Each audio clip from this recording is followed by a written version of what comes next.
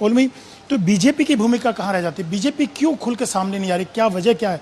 क्यों शांत है? हालांकि मीटिंग हो रही है, पूरी प्लानिंग हो रही है पर्दे के पीछे, और बीजेपी कुछ नेता कह रहे हैं 2-3 दिन हम और विपक्ष में बैठेंगे फिर हमारी सत्ता आएगी, लेकिन बीजेपी क्यों इनिशिएट नहीं कर रही, क्यों पहल नहीं कर पा रही? उसके पीछे क्या हिच है उनकी?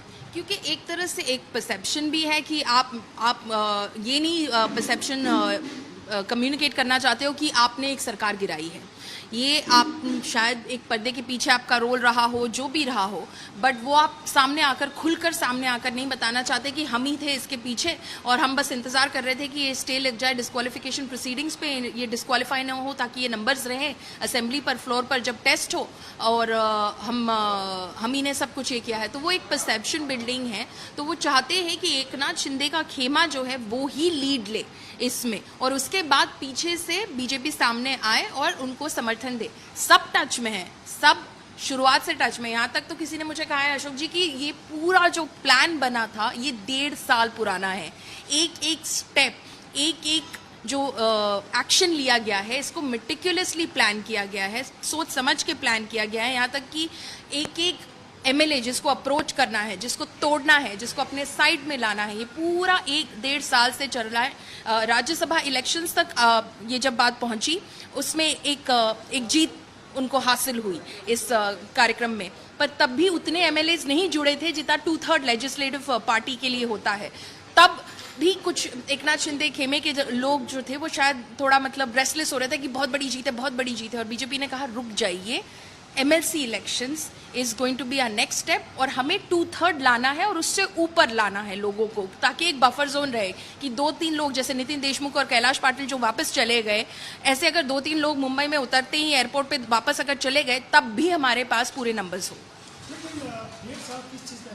इन्होंने कि ये था कि पूरे इंटैक्ट रहे सब विधायक, क्योंकि अभी भी शिवसेना के नेताओं की तरफ से ये बयान आ रहे हैं, चाहे आदित्य ठाकरे हो या संजय राउत हो, कि जैसे मुंबई उतरेंगे कुछ लोग हमारे पाले में आ जाएंगे।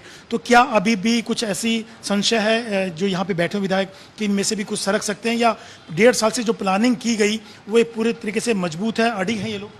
अभी तक तो मुझे यही लगता है कि मजबूत है, जितना मैं समझ पा रही हूँ अंदर लोगों से बात करके।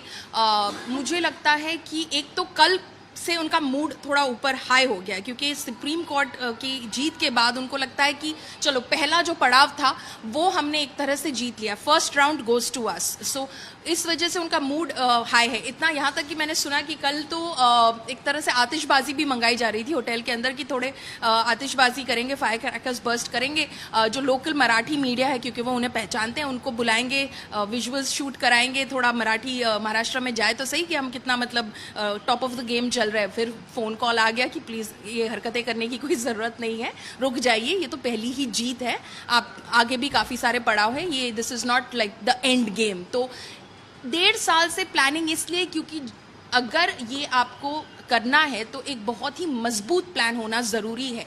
बीजेपी मुंह की खा चुकी है एक बार, 3 दिन के सीएम बने थे देवेंद्र फडणवीस, उस तरह की जिल्लत वो दोबारा झेल नहीं सकते। तो इस बार जो प्लान करना था वो मजबूत होना था, और एक एक करके एक एक रीजन, मराठवाड़ा, विदर्भ, हर रीजन को टारगेट किया गया। कहाँ एकनाथ शिंदे बात कर सकते हैं, किन से बात कर सकते हैं। अगर आप इनसे बात करें, सब कहते हैं एकनाथ शिंदे ही हमारी बातें सुनते थे, एकनाथ शिंदे ही हमारे लिए खड़े रहे, हम उनके पास जाते थे तो वो दरवाजे खोल देते थे। ये वो एकनाथ शिंदे ये वैसे तो है मास लीडर है Eknath Shinde, but otherwise also वो क्योंकि इस तरह की प्लानिंग में जुट चुके थे, वो सबके लिए अवेलेबल हो गए। और जिस वजह से आज अगर मैं लोगों से बात करूं, एकनाथ शिंदे हमारे नेता है, एकनाथ शिंदे हमारे नेता है, बस वो एक इशारे का इंतजार करने में इस वक्त जुटे हुए हैं, इशारे का इंतजार करें। एकनाथ शिंदे कहेंगे थाने के बहुत बड़े लीडर है, बहुत बड़े लीडर है। आनंद दीघे को अपना पॉलिटिकल गुरु मानते हैं। Anand Dighe was a cult figure in Thane. जब वो आनंद दीघे जब बीमार हुए, और ये शुरुआती 2000 की बात, 2001 2010 2 और सो, यस मे बी, जब वो बीमार हुए हॉस्पिटल में गए, and he didn't survive, unfortunately he died. Shiv सैनिकों ने अस्पताल जला दिया। इतने बड़े नेता थे एकनाथ शिंदे, उनके शिष्य हैं।